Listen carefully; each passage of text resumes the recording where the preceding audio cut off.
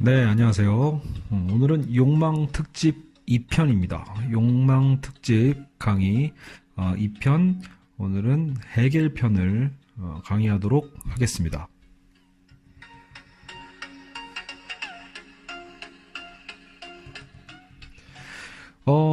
욕망에 대한 특집인데, 보통 해겔은 오히려 이성의 철학자로 우리가 알고 있을 겁니다. 그래서 왜 갑자기 해겔일까 생각하시겠지만, 지금 저희가 참고하고 있는 책, 이 정경갑 교수님의 이 책에서는 그래도 이 이성의 철학자인 칸트와 해겔을 어느 정도 좀 비교를 좀 하면서, 또 무엇보다 해겔 철학 안에 욕망을 그래도 최초로 철학적으로 사유한 철학자다라고 제시를 하고 있습니다.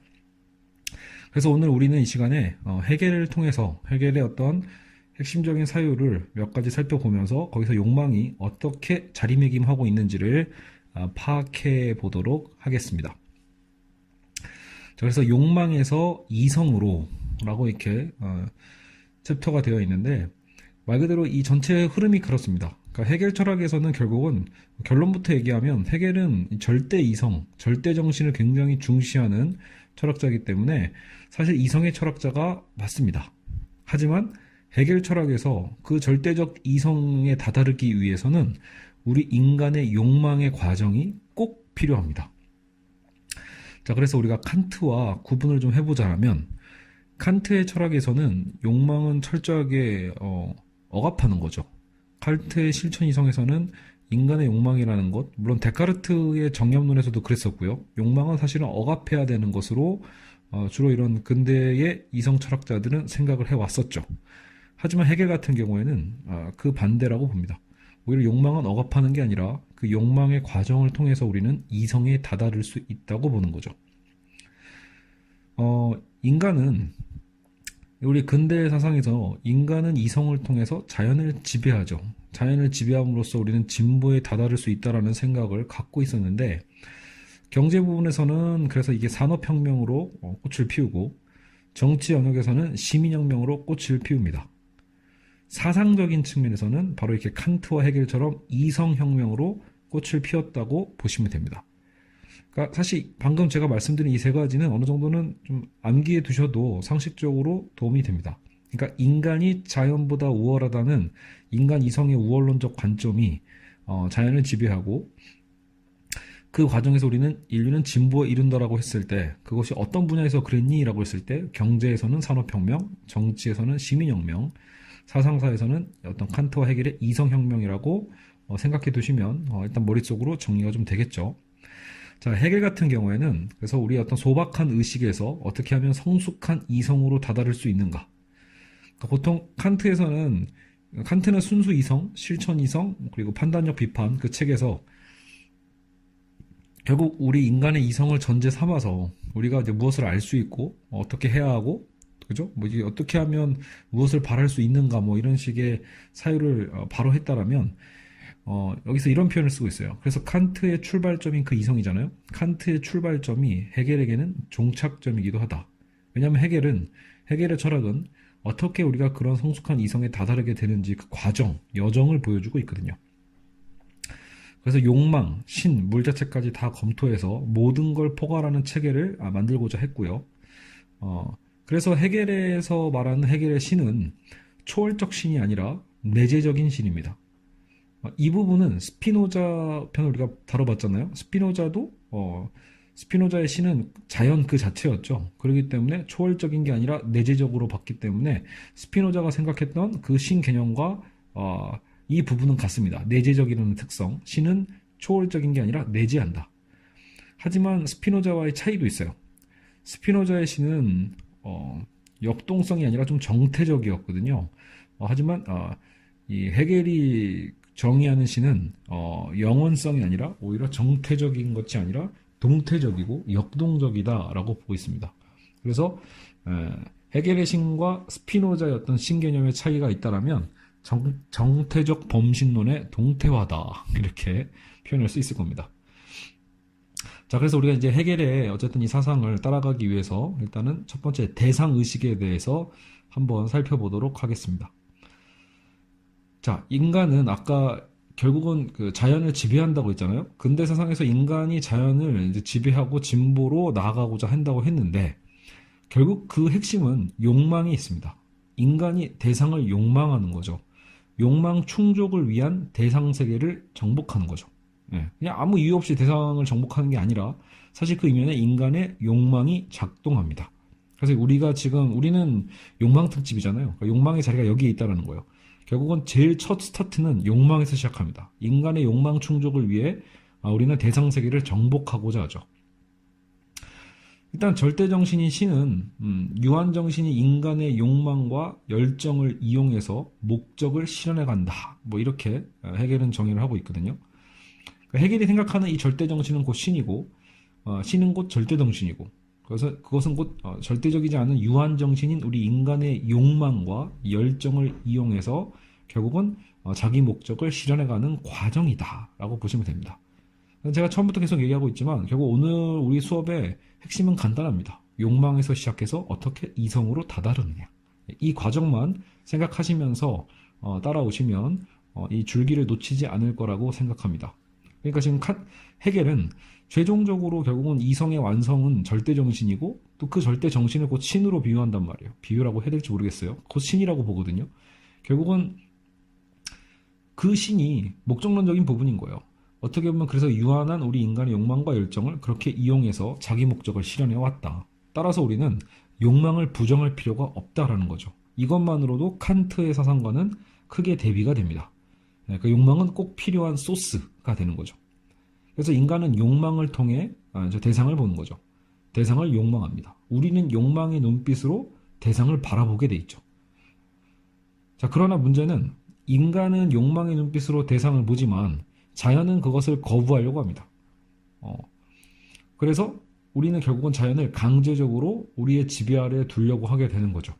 그래서 인간의 욕망에 봉사하도록 우리는 자연을 지배하게 되는 그 과정을 생각해 보시면 됩니다. 이게 뭔 소리냐라고 싶겠지만 여러분 실제로 우리가 그냥 지나가는 어렸을 때 개구리를 잡고 싶다. 욕망하죠. 개구리를 잡고 싶은 욕망을 한다고 했을 때 개구리는 어때요? 도망가잖아요. 잡히지 않으려고 하는 것처럼 자연은 기본적으로 우리 인간의 욕망과 상충하는 부분이 있고 그것을 거부하는 그 자연을 우리는 어떻게든 길들이려고 하죠. 그렇죠? 그래서 통제하려고 하고요. 그렇게 우리는 우리의 욕망을 실현하는 과정에서 이성을 사용합니다. 자, 여기서 이제 책에서 나오는 예시에는 이런 예시가 있어요. 자, 우리가 배고파요. 배고픈 것도 자연적 현상이죠. 우리는 배고픔 속에서 물고기를 먹고 싶어졌어요. 물고기를 먹고 싶은 거는 어떤 우리 욕구를 긍정하는 거죠. 배고프니까 배고픔의 욕구를 긍정해서 우리는 물고기를 먹고 싶다고 생각할 수 있어요. 근데 문제는 그대로 먹으면 죽을지도 모른다라는 불안감도 있어요. 뭐 날 것을 그대로 먹었을 때 병에 걸릴 수도 있고요. 그렇죠? 전염병이든. 그러면 그것은 욕구를 부정하는 현상이에요. 먹고 싶다라는 건 욕구를 긍정하는 현상이지만 이대로 먹으면 괜찮을까? 위험하지 않을까는 욕구를 부정하는 현상이죠. 이런 상황 속에서 우리는 아이디어를 내죠. 그러면 생선을 그냥 먹지 말고 요리해 먹자 하면서 우리는 어떻게 보면 요리해 먹음으로써 결국 우리의 욕구를 고차원적으로 실현하게 됩니다. 즉 물고기를 먹고 싶다라는 처음의 욕구 긍정은 정립, 그대로 먹으면 죽을지도 모르겠다라는 어떤 욕구의 부정적 측면은 반립, 반정립이라고도 하죠. 이런 대립적 상황에서 결국은 어떤 부정의 부정 혹은 고차적 긍정이라고 표현하는데요. 다른 표현으로 또 변증법적인 이거를 지향이라고 합니다. 변증법적으로 지향해서 결국은 종합으로 끌어나가는 거죠. 그래서 우리는 생선을 요리해 먹음으로써 욕구를 또 실현하죠.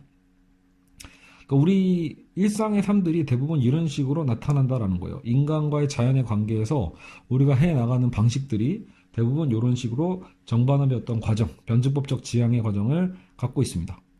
그래서 대상의 자립성을 우리는 그래서 정복하려고 하는 것, 이런 것을 결국은 어떤 죽임의 원칙이고 부정의 원칙이라고 헤겔은 정의합니다. 죽임의 원칙, 부정의 원칙. 결국은 어쨌든 우리는 자연의 자립성을 정복해 가니까요. 대상의 자립성을 우리는 어떻게든 정복해 가려고 하는 거니까 거기에는 죽임이 있고 부정이 있죠. 자, 근데 이제 필사적 투쟁의 단계로 우리는 나아갑니다. 자, 문제는 우리는 자연과만 투쟁하지 않죠. 우리는 자연과만 투쟁하는 게 아니라 사실 우리는 인간이 인간과의 투쟁으로 우리는 나아갑니다. 사람과 사람의 관계도 우리는 투쟁적이죠. 나는 타자를 지배하고 싶고 정복하고자 하는 욕망이 있죠. 역시 여기서도 욕망이 관련됩니다. 근데 문제는 타자도 바보가 아니잖아요. 내가 타자를 욕망하듯 타자 역시 나를 지배하고 싶어하는 지배 욕망과 정복 욕망이 있죠. 결국은 나의 어떤 지배 정복에 대한 욕망과 타자의 지배 정복에 대한 욕망이 서로 상충하면서 서로가 생사를 건 투쟁을 하게 됩니다. 생사를 건 투쟁. 그래서 자아의식은 다른 자아의식을 정복할 때 비로소 자신을 확신할 수 있기 때문에 본질적으로 자아의식이라는 건 욕망이라는 걸 알 수 있습니다. 자, 여기서 다시 한번 되게 중요한 포인트가 나왔어요.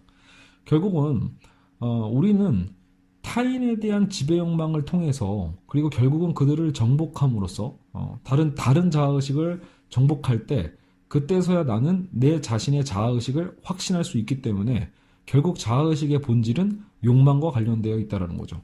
욕망하지 않으면 우리의 자아의식은 발견되지 않습니다. 즉 결국은 타자를 지배하고 싶다라는 정복하고 싶다라는 그 욕망 속에서 나의 자아의식이 드러나기 때문이죠. 여기서 근데 여러분 헷갈리시면 안 되는 게 진짜로 우리가 사람을 죽여야만 하는 건가? 사람을 정말 투쟁해서 옆 사람의 경쟁자의 어떤 그냥 다리를 걸고 머리를 밟고 이래야 된다는 건가라는 그런 현상적인 죽임을 얘기하고 있는 게 아닙니다. 지금 해겔의 얘기는 현상적 죽임이 아니라 현상학적 죽임을 얘기하고 있죠. 결국 우리는 이런 타자와의 어떤 투쟁을 통해서 결국은 자유를 얻게 되는 상황입니다. 자, 그러니까 다시 한번 정리를 해보죠. 우리 인간은 아까도 얘기했지만 대상의식이 있었죠. 대상의식을 통해서 사물을 지배하고 싶은 욕망이 있어요. 거기서 우리는 어느 정도 만족을 얻어요. 근데 사실 인간은 뭘 더 좋아하냐면 사물 지배보다도 타인을 지배하는 것에 더 큰 만족을 느낍니다. 이거 여러분 되게 설득력 있죠? 듣고 보면. 그렇죠. 우리가 사실상 어떤 물건 자체를 혹은 자연을 어떻게 꺾는다거나, 지나가는 어떤 물을 통제한다거나, 이런 쾌감보다 어떤 타인이 내 명령을 들을 때 어떤 쾌감. 남자분들은 특히 군대 가서 그런 어떤 타인 지배에 대한 어떤 권력 관계를 아주 자연스럽게 누리게 되기 때문에 그런 어떤 안에서의 인간 지배에 대한 문제를 어느 정도 어떤 만족감인지도 알 수 있죠. 자, 근데 여기서 해겔은 더 나아갑니다. 사물 지배보다 타인 지배가 더 만족스럽다면 궁극적으로 가장 큰 만족은 그렇게 내가 타인을 지배할 수 있는 사람이야 라는 거 있잖아요. 야, 이것 봐. 내가 타인을 지배할 수 있을 정도의 능력 있는 자야 라고 하면서 그런 나의 능력을 또 다른 타인들이 인정해 주길 바라는 그 욕망이죠. 나의 능력을, 쉽게 얘기해서 나의 능력을 타인이 인정해 주길 바라는 그 욕망을 해겔은 인정 욕망이라고 합니다. 이 인정 욕망이야말로 바로 인간 욕망의 본질이다. 이렇게 얘기하고 있는 거죠. 아마 지금 이 책에서는 이런 표현은 안 나왔지만 제가 알기로 요즘 그래서 이런 것들을 인정투쟁이라고 악셀 호네트나 이런 학자들이 책을 쓴 걸로 알고 있거든요. 결국은 이것도 해겔 철학을 다 근본으로 하고 있는 걸로 알고 있습니다. 결국은 인간의 삶에 있어서 어떤 최대 만족은 결국은 사물을 지배하는 것도 그리고 내가 직접 타인을 지배하는 것도 아니라 사실 그걸 더 넘어서는 내가 사물도 지배하고 타인도 지배할 수 있는 그런 능력 있는 사람이니까 나를 좀 인정해줘 라는 바로 그런 타자에 대한 인정 욕망, 타인에 의한 인정 욕망이 가장 최고의 어떤 목적이고 동력이라는 거죠. 여기서 이런 비유도 하고 있어요. 우리가 그래서 과시적 소비를 하는 이유도 뭐예요? 과시적 소비를 하는 것은 그 욕망의 대상이 상품에 있기 때문이 아니라는 거죠. 우리가 아이폰을 쓰고 우리가 아이패드를 쓰고 우리가 최신형 마이크로소프트의 어떤 뭘 쓴다거나 아니면 최신형 자동차를 산다거나 하는 거의 핵심은요. 결국은 상품 자체에 있는 게 아니라 타인의 인정에 있다는 건 우리도 조금만 생각해보면 다 알 수 있습니다. 타인이 봐주길 바라죠. 사실은요. 아무도 보지 않는다면 100% 그 기능만으로 우리는 굳이 그 돈을 내고 그 제품을 사지는 않습니다. 예, 단순히 기능만의 가치가 아니죠. 사용 가치가 아니라 사실상 이거는 어떤 사회적인 욕망의 가치가 들어가 있다는 건 우리도 잘 알고 있습니다. 자, 결국은 타인의 인정이 있어야만 우리는 자기 정체성을 성립할 수 있다는 걸 알 수 있고 그렇기 때문에 타인은 우리의 거울입니다. 자, 근데 여기서 문제가 있어요. 아까도 얘기했지만 우리는 타인과의 관계에서 필사적 투쟁을 한다고 했잖아요. 목숨을 건 투쟁을 하는 관계라고 했죠. 자, 목숨을 건 관계 투쟁을 했을 때 결과는 뭐예요? 결국은 상대방을 어쨌든 현상학적으로 죽이는 거잖아요. 자, 타인을 죽이면 어떻게 되죠? 정작 필사적 투쟁에서 내가 이겼다고 하더라도 타인을 죽이면 정작 나를 인정할 주체를 제거해버리는 모순에 빠져요. 우리가 방금 다뤄본 것처럼 우리의 최고의 인생의 만족은 나를 인정해주는 타자가 있어야 되는 거죠. 인정 욕망인데 나를 인정해줄 타자를 내가 죽여버리면 어떻게 돼요? 그렇죠? 나 혼자 남잖아요. 그러면 최고 만족에 이룰 수 없죠. 또 그렇게 되면 나의 정체성 형성 기회를 또 포기하는 모순이 되기도 합니다. 어쨌든 타자의 인정이 있어야 내 정체성도 성립이 되는데 필사적 투쟁을 통해서 타인을 죽이면 정작 우리는 그 형성 기회를 포기하게 되는 모순적 상황에 빠지게 됩니다. 자, 그래서 해겔은 여기서 한 걸음 더 나아가서 우회로를 만들어요. 우리가 결국은 타인을 지배체제에 두기 위해서 결국은 죽이는 단계로 가지 않고 주인과 노예의 관계로 가게 된다라는 거예요. 그래서 우리가 결국 필사적 투쟁을 하더라도 상대방을 죽임의 단계에까지 끌고 가면 내가 인정받을 수 없고 나의 정체성이 성립될 수 없으니 우리는 결국은 주인과 노예의 관계를 맺게 된다. 그래서 결국은 이 노예와의 과정, 결국은 우리가 이런 투쟁 속에서 한쪽은 주인이 되고 한쪽은 노예가 된다라는 겁니다. 그래서 이기적 욕망이 여기서 이제 한번 정리를 해보죠. 이기적 욕망에서 모든 문제가 시작됐죠. 그렇죠? 대상에 대한 대상의식도 그렇고 타자에 대한 지배의식도 그렇고요. 인정에 대한 욕망도 그렇고 결국은 이기적 욕망이에요.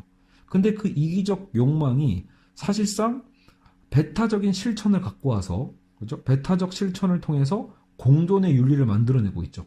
왜요? 안 죽였잖아요. 상대방을 죽이는 게 아니라 나를 위해서 상대방을 죽이지 않는 거예요. 나를 위해서 상대방을 어쨌든 죽이지 않고 그 패배자를 노예의 자리로 위치시킴으로써 어쨌든 공존하고 있잖아요.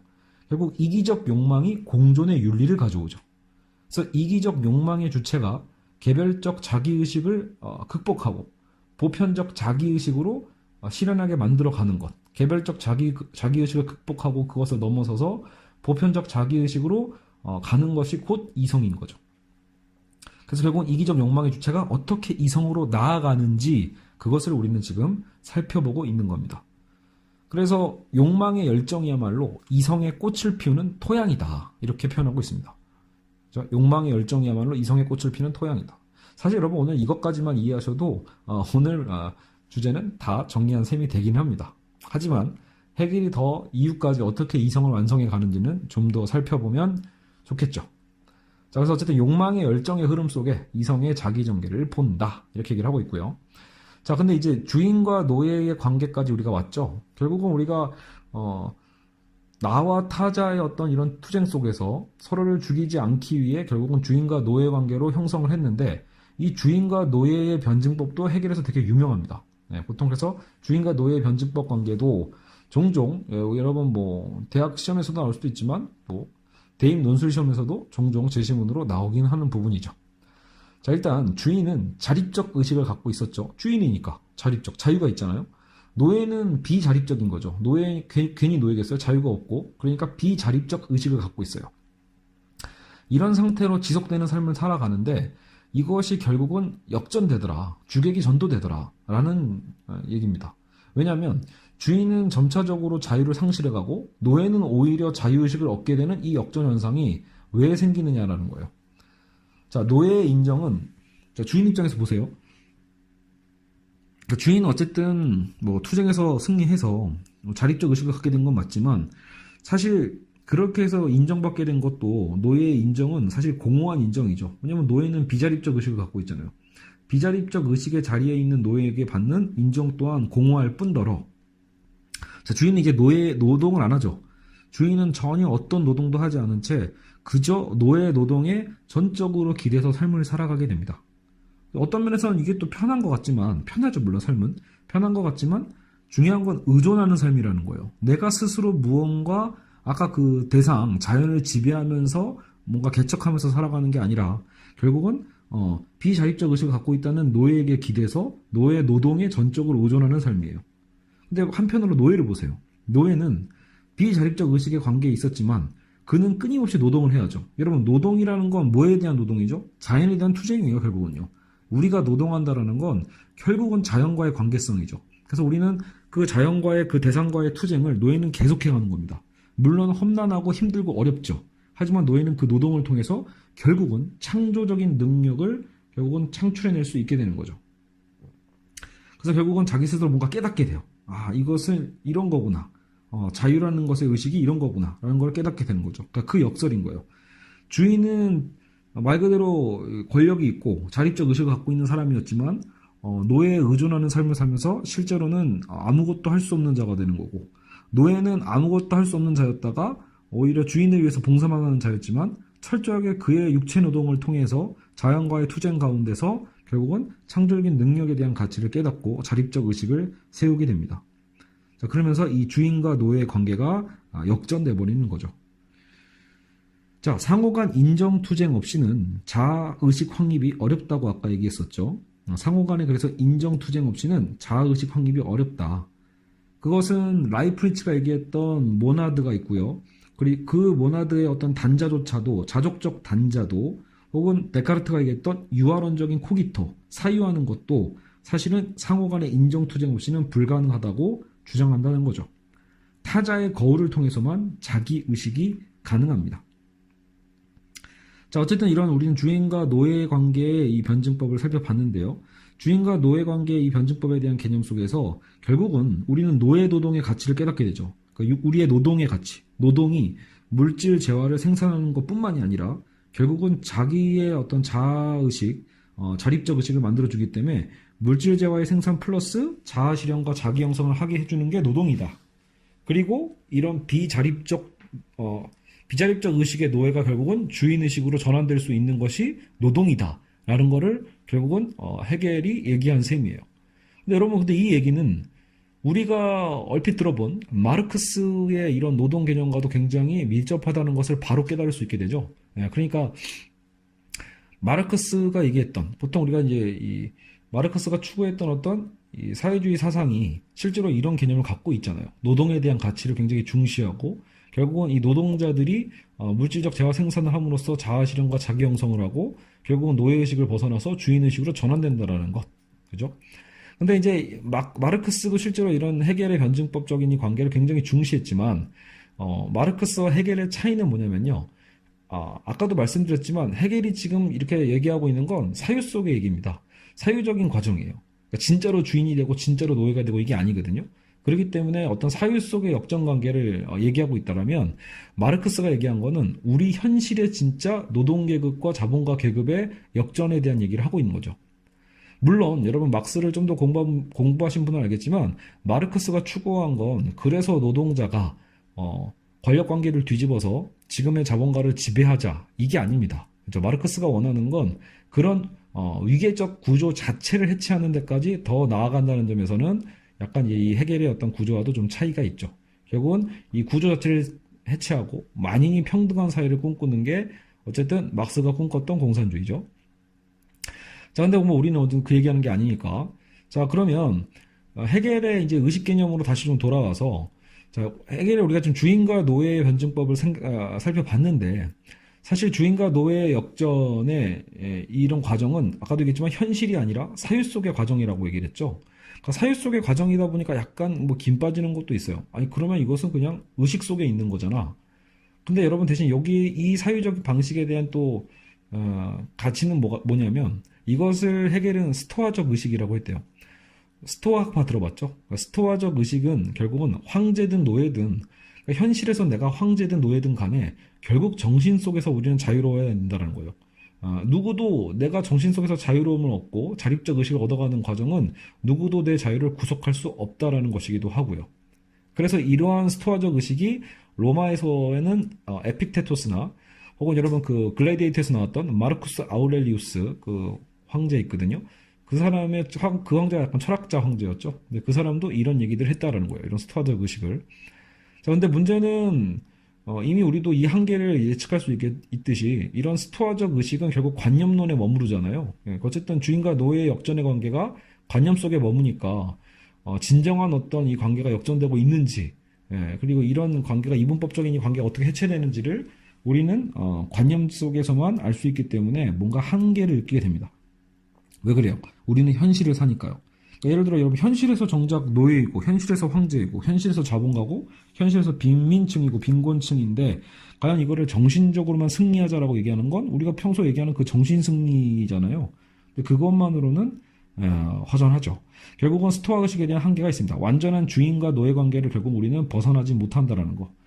관념에서 벗어나도 현실에서는 여전히 주인과 노예 관계이니까 말이죠. 자, 그래서 우리는 스토아적 의식에서 회의적 의식으로 나가서 회의주의를 어느 정도 가져야 된다라고 보는 것 같아요. 이 회의적 의식은 결국은 일체의 관념을 의심하는 게 아니라 현실을 의심하는 겁니다. 그래서 관념 속에 스토아적 의식만 머무르는 게 아니라 우리 현실의 모든 과정을 의심하고 데이비드 휴머처럼요. 모든 걸 의심해서 결국 우리의 사유조차도 어떤 지각의 다발일 뿐이다라고 얘기했던 휴메의 어떤 철학처럼 현실에 대한 철저한 의심이 필요하다고 본 거예요.